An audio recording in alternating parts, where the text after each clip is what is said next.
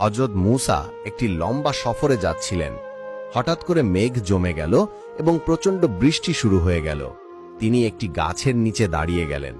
ঠিক তখনই আল্লাহ তাআলা তাকে আহ্বান করলেন যে, হে মূসা, সামনে যে ঝুপড়ি আছে সেটার দরজা বন্ধ করে দাও। হযরত মূসা আলাইহিস সালাম সঙ্গে সঙ্গে ঝুপড়ির দিকে এগিয়ে গেলেন। ভিতরে তাকিয়ে দেখলেন একজন মানুষ গভীর ঘুমে আচ্ছন্ন। হযরত মূসা আলাইহিস সালাম বিস্মিত হয়ে গেলেন।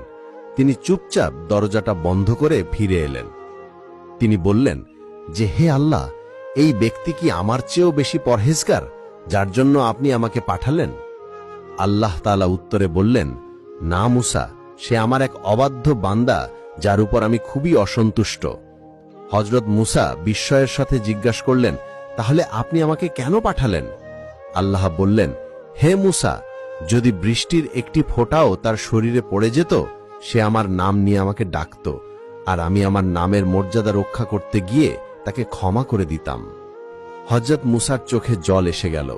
তিনি বললেন, হে আল্লাহ, নিঃসন্দেহে আপনি হচ্ছেন সবচেয়ে বড় ক্ষমাশীল।